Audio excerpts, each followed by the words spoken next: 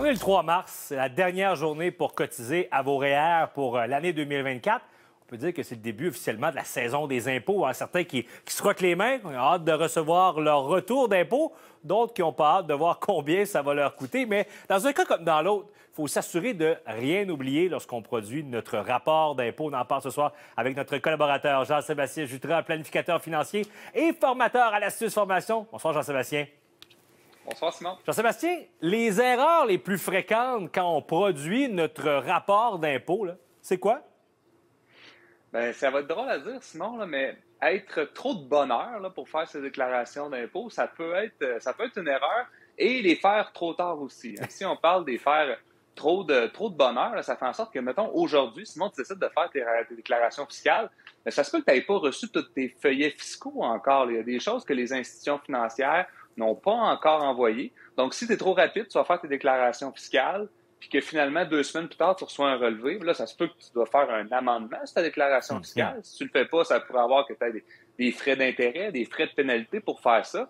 Puis à l'inverse, si tu es trop tard, ben là, c'est que tu vas tomber à la fin de la période, tout le monde en même temps. Puis encore une fois, ça pourrait générer des retards et des pénalités à payer si jamais tu n'as pas eu le temps de les faire à temps. Et lorsque vient le temps de décider si on le fait nous-mêmes, notre déclaration, ou si on la fait faire par un professionnel, il y a plusieurs facteurs, évidemment, qui entrent en ligne de compte. D'un côté, évidemment, c'est le coût à débourser pour faire ses impôts. De l'autre, est-ce que j'ai les connaissances, les compétences, le temps de le faire moi-même, là?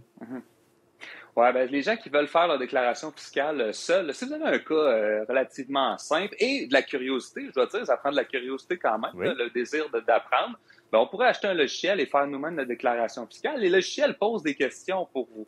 À l'inverse, si vous êtes un travailleur autonome, si vous avez de l'immobilier ou plusieurs placements hors REER, hors CELI, bien, ça peut devenir un peu plus complexe, donc peut-être mieux aller vers des professionnels. Il y a bien des gens qui nous écoutent qui vont le faire eux-mêmes, leur rapport d'impôt. Il y a bien des couples où il y a une personne en charge, mais il ne faut pas que l'autre soit un boulet non plus. Alors, tu nous as préparé là, un petit aide-mémoire de documents à réunir autres que notre fameux T4 ou son équivalent québécois, le fameux relevé 1. Commencer par les relevés de prestations gouvernementales. Oui, bien, tout à fait. Donc, si vous êtes retraité, il y a toutes les prestations gouvernementales. Donc, il y a un relevé pour la pension de sécurité de vieillesse, la Régie des rentes du Québec. Donc, c'est des feuillets de base, mais c'est des feuillets qu'il ne faut pas oublier. Autant si vous le faites, Simon, que si vous le faites faire par un professionnel, c'est important d'aller chercher tous ces documents-là.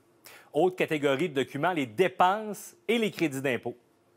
Oui, les dépenses, crédits d'impôt, quand on parle de dépenses, il peut en avoir plusieurs, mais les frais médicaux, les dons de bienfaisance, toutes des choses que parfois on oublie parce que les frais de médicaments, on ne les reçoit pas par la poste. Sinon, c'est nous qu'il faut aller les chercher nous-mêmes. Dons de bienfaisance, ça peut arriver qu'on n'a pas nécessairement les reçus aussi. Donc, il faut aller tout rechercher ça. Les frais de garde d'enfants, frais de déménagement si vous êtes approché du travail également. Il y a des crédits d'impôt qui existent pour ça. Je le disais d'entrée de jeu, la saison des REER 2024 prend fin aujourd'hui. Faut pas oublier d'inclure nos investissements et épargne.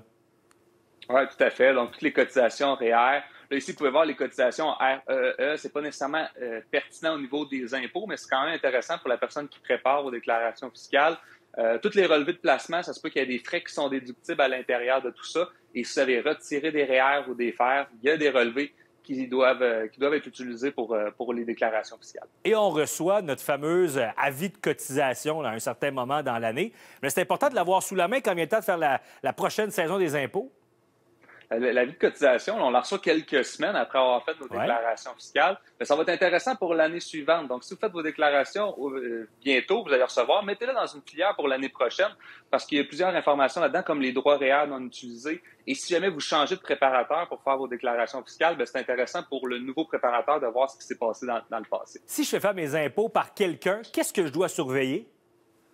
Les questions qu'ils vous posent. Alors ça, c'est vraiment le point le plus important parce que parfois, on fait nos déclarations rapides, on réunit nos papiers, on donne ça à quelqu'un, mais pas poser de questions. Donc, challenger la personne qui fait vos déclarations fiscales, il y a 4, 5, 10, même une dizaine de questions à vous poser parce qu'il y a des crédits d'impôt, Simon, que tu aurais peut-être droit, mais si je t'ai pas posé la question, ben comment je fais pour savoir que tu as le droit à ça? Comme donc, quoi, par exemple? Les bons préparateurs. Ben, par exemple, si tu as des activités physiques ou artistiques de tes enfants, par exemple. Si je pense pas te poser la question, ben toi, tu penses peut-être pas que tu as le droit d'un crédit d'impôt pour ça. Donc, si je te pose la question, tu me dis, ben oui, mon enfant, il fait du soccer, du deck hockey ou des cours de patinage. Ah ben, j'aurais besoin des relevés pour ça, ou du moins des factures, parce que vous avez le droit à des crédits d'impôt pour ça. En tout cas, il faut jaser de crédit, l'avoir en tête en terminant quelques secondes. La date, tu nous parlais de moment à faire son impôt, la date finale pour le produire? Ben, c'est c'est fin avril. Donc, vous avez jusqu'à fin avril pour faire vos déclarations fiscales. Sinon, ben, vous êtes en intérêt envers le gouvernement fédéral, le gouvernement provincial. 8 d'intérêt cette année, les soldes d'impôts non payés. Et Jean-Sébastien, on a quelqu'un qui nous a envoyé une question justement en lien avec sa déclaration de revenus, ses revenus. J'aimerais ça te la poser après la pause. Est-ce que tu peux rester avec nous? Je vais être là. On répond à vos questions au retour de la pause. Restez là.